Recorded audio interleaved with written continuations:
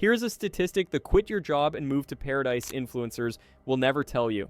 Depending on the country, up to 40% of aspiring expats pack their bags and move back home within the first 2 years. 40%. They don't return because they miss the winters. They return because they are broke, isolated, or completely overwhelmed. We call this expat failure, and it can cost you your life savings. If you want to leave the US, you need a plan, not just a daydream. Today, we are stripping away the Instagram filters to talk about the brutal truth of moving abroad.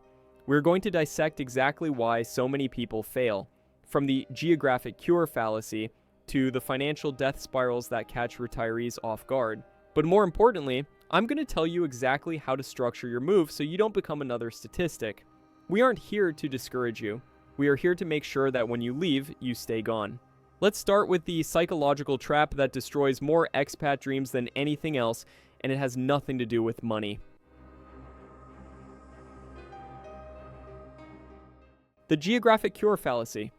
The number one reason for expat failure isn't money or visas, it's psychology. There is a concept in addiction recovery called the geographic cure. It's the mistaken belief that moving to a new location will solve your internal problems. Many people looking to leave the US are running away from something: stress, a failing marriage, depression, or a lack of purpose. They assume that sitting on a beach in Costa Rica or walking the streets of Lisbon will magically fix these issues. Here's the hard reality. Wherever you go, there you are. If you are unhappy in Ohio, you will likely be unhappy in Panama. You'll just be unhappy with a tan and a language barrier.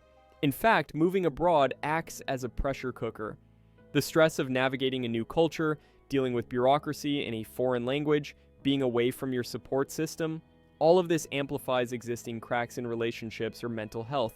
I've seen it happen dozens of times. A couple moves to Mexico to save their marriage. Within 6 months, they're fighting more than ever because now they're dealing with relationship problems plus the stress of figuring out how to get their residency renewed, why their landlord won't fix the water heater, and why making friends is so damn hard.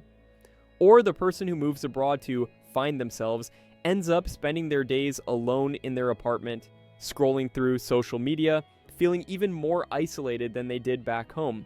The palm trees outside the window don't cure loneliness. They just give you a nicer view while you're suffering. So, how do you avoid this pitfall? You must do the internal work before you book the flight. If you are moving with a partner, your relationship needs to be rock solid, not on the rocks. Moving abroad will test your relationship in ways you cannot predict. If there are unresolved issues, they will explode under pressure. If you are moving alone to escape loneliness, you need to realize that being a foreigner makes you more isolated initially, not less. You're starting from zero. No friends, no family, no familiar places. You have to rebuild your entire social infrastructure from scratch in a culture where you don't speak the language fluently and don't understand the social norms. The successful expat moves towards something, a new lifestyle, a business opportunity, a culture they genuinely love, rather than running away from their demons. Before you sell your house, ask yourself this question: if I lived in paradise but had the exact same daily routine and headspace I have now, would I still be happy? If you wake up in the US with no sense of purpose, scrolling your phone for hours, avoiding difficult conversations, numbing yourself with distractions, you will do the exact same thing in Portugal. The only difference is the cost of living and the time zone. If the answer is no, fix the headspace first. Get therapy. Repair your relationship. Find purpose where you are. Because geographic change without internal change is just tourism with extra steps. And eventually, every tourist wants to go home. The harsh truth is this: moving abroad doesn't solve problems. It reveals them. It strips away all the distractions and conveniences you use to avoid dealing with your issues. If you're not ready to face yourself, don't get on that plane. Now, let's say you've done the internal work, you're mentally prepared, you're moving towards something positive. Great, but there's a second trap waiting for you.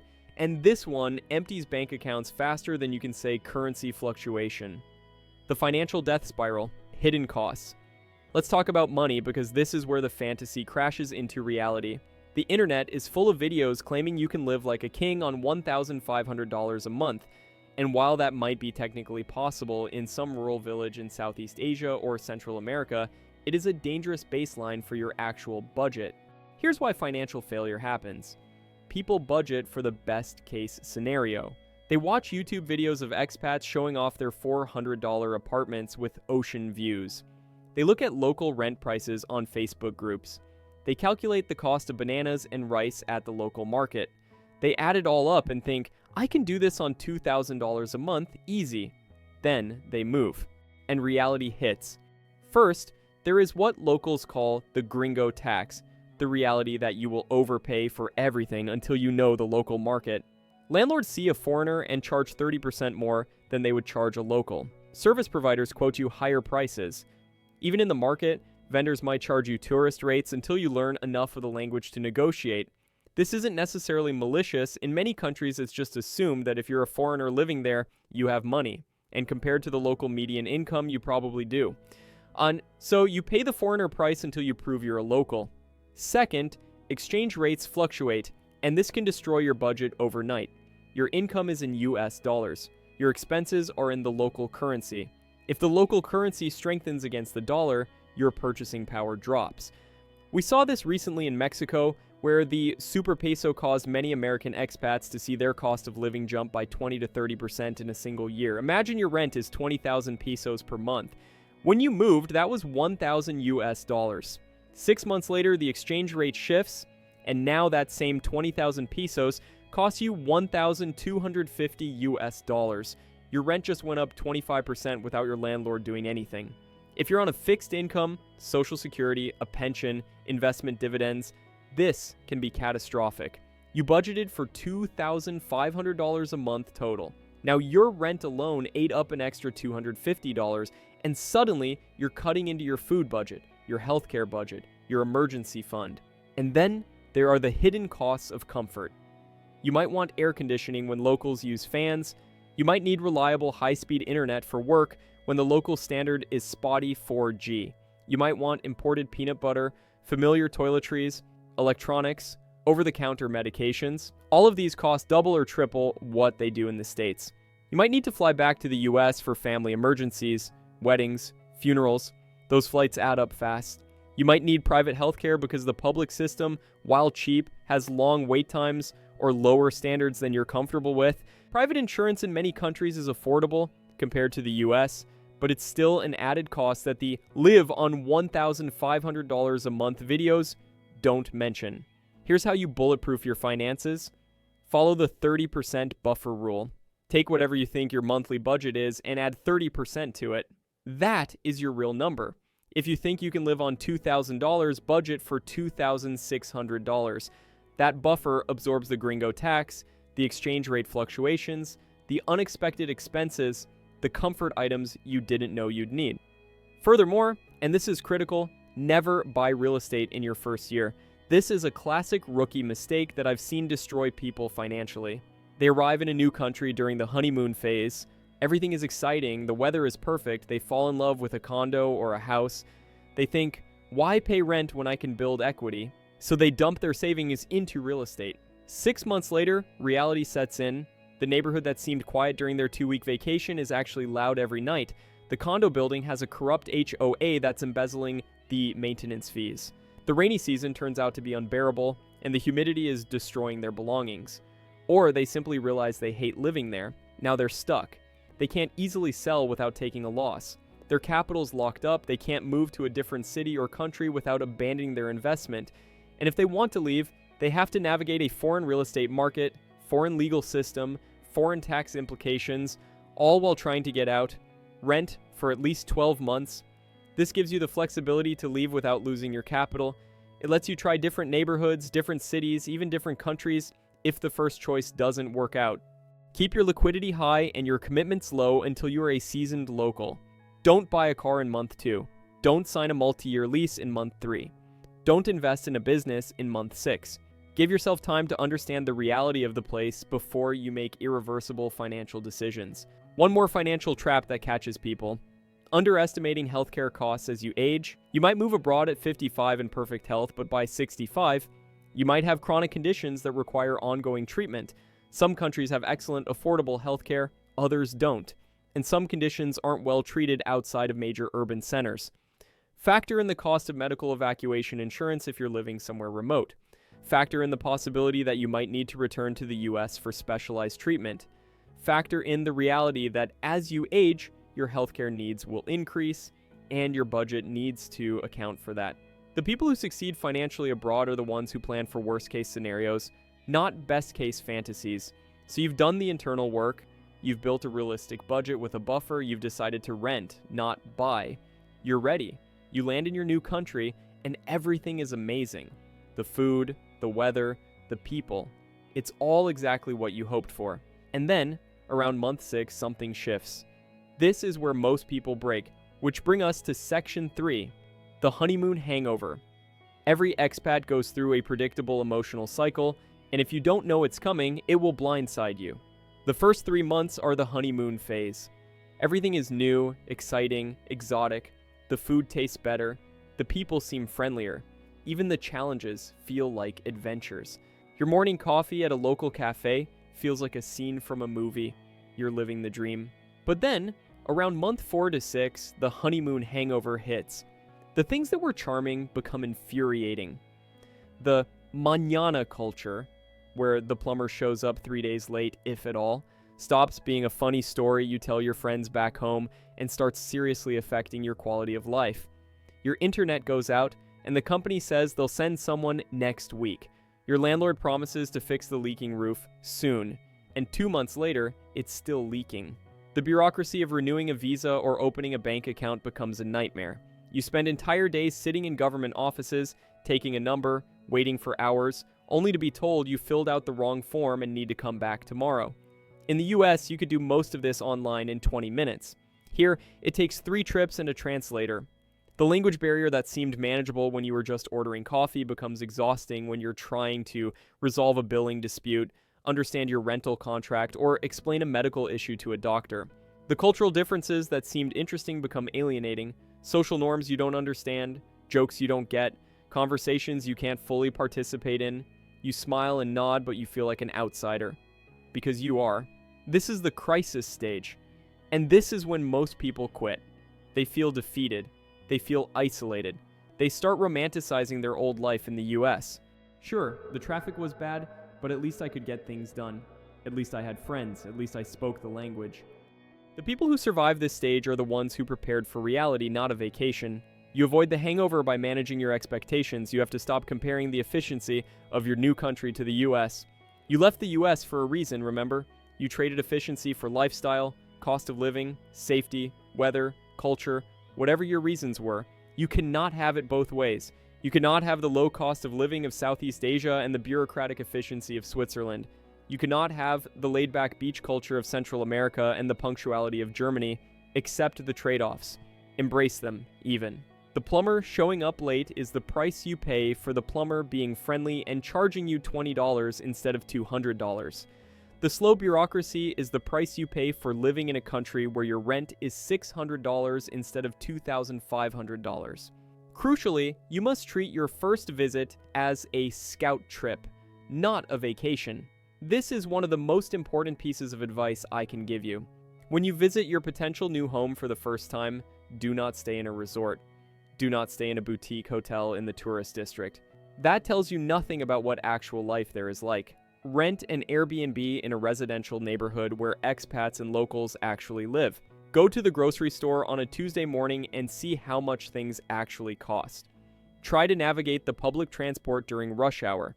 Visit a local hospital or clinic to see what the facilities are like. Go to a government office and watch how things operate.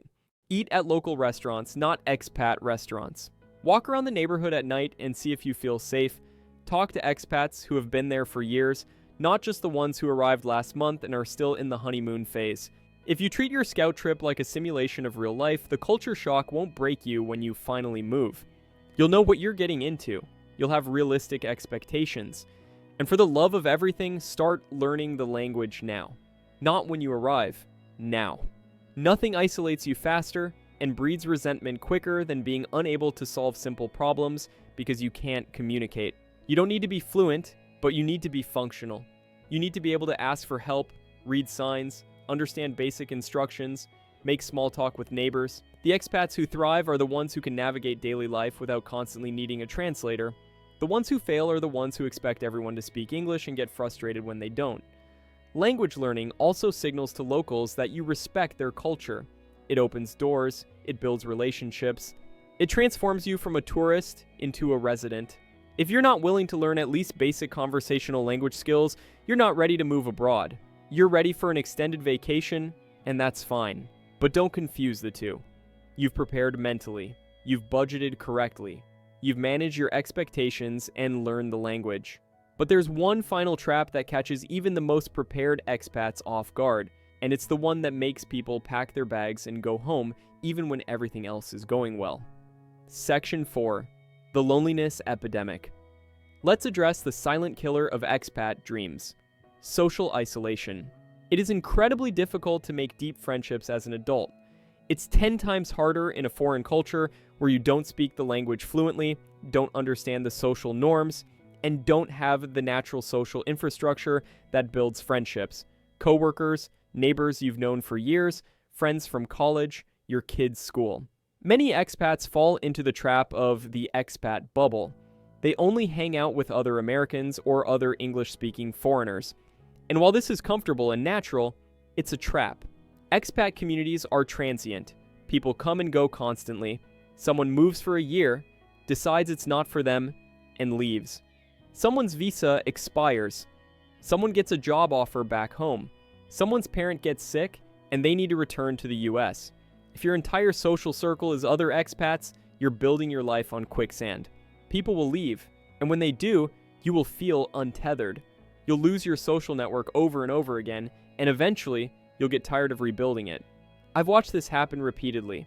An expat builds a friend group, gets comfortable, feels at home. Then, over the course of a year, that entire friend group slowly leaves. Suddenly, they're alone again, starting from scratch, and they don't have the energy to do it anymore, so they leave too. To survive long-term, you have to be aggressively social, especially in the beginning. You cannot wait for people to invite you out. You cannot be passive. You have to be the one initiating. You have to be the one suggesting coffee, organizing dinners, proposing activities.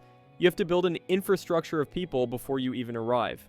Join local Facebook groups and expat forums before you move, but don't just lurk, post, introduce yourself, ask questions, offer to meet for coffee when you arrive. When you land, within the first week, you need to start building your social network. Reach out to everyone who offered to connect. Go to every meetup, every event, every gathering, even if you're tired, even if you're introverted, even if it feels awkward. But more importantly, you need to find a third place immediately upon arrival. A third place is somewhere that's not your home and not your work. A gym, a co-working space, a volunteer group, a church, a running club, a language exchange, a hobby group. You need a place where you are a regular, where people recognize you, where you see the same faces every week. This is how you build community. Not through one-off encounters, but through repeated, consistent interactions with the same people over time. This is how friendships form. And critically, you need to integrate with locals, not just other expats. I know this is hard. Locals already have their friend groups. They've known each other for years, sometimes decades. They have family nearby. They don't need new friends the way you do. But if you don't make the effort, you will never feel truly at home. Take language classes and befriend your classmates. Join local clubs or sports teams. Volunteer for local causes. Shop at the same markets and build relationships with vendors. Become a regular at a local cafe or restaurant. Integration is the antidote to isolation. If you don't make an effort to integrate with the locals, you aren't really living abroad. You're just a long-term tourist living in an expat bubble, and eventually, every tourist wants to go home. One more critical point: if you're moving as a couple, do not make your partner your entire social world. I've seen this destroy relationships. Two people move abroad, and because making friends is hard, they only hang out with each other. They become completely dependent on each other for all social and emotional needs. The pressure becomes unbearable. Every small annoyance gets magnified because there's no release valve, no outside friendships to provide perspective and support. You both need your own friends, your own activities, your own third places. You need to be able to function independently in your new country, not just as a unit. The loneliness epidemic is real, and it's brutal, but it's also preventable if you're willing to put in the work. The expats who thrive are the ones who build robust, diverse social networks. The ones who fail are the ones who isolate, wait for friendships to come to them, and then wonder why they feel so alone. Moving abroad is not a magic pill that fixes a broken life. It is a magnifier. It makes the good times better, but it makes the hard times harder. It amplifies everything: your strengths, your weaknesses, your joys, your struggles. The people who succeed are the ones who prepare for the hard times. They do the internal work before they leave. They budget for inflation, unexpected costs, and currency fluctuations. They rent before they buy. They learn the language before they arrive. They build a community aggressively and intentionally. They manage their expectations and accept trade-offs. They don't run away from America. They run toward a new adventure with their eyes wide open. Here's what they don't do. They don't romanticize their destination. They don't assume their problems will disappear. They don't budget for best-case scenarios. They don't isolate themselves in expat bubbles. They don't make irreversible financial decisions in their first year. If you're serious about this, you need to approach it like a military operation, not a vacation. You need contingency plans, backup funds, exit strategies, and realistic timelines. And you need to choose your destination carefully. Not every country is right for every person. Some countries are safer, some are cheaper, some have better healthcare, some have better visa options, some have more robust expat communities. If you are serious about finding a place where you can actually thrive, where safety, cost of living, healthcare, and quality of life all align, you need to do your research. We have a full guide on the top 7 countries that are safer than the US that balance cost of living with safety. These are countries where the data shows you can actually build a sustainable life, not just a fantasy that collapses after 6 months. Click that video right here, and I'll see you there.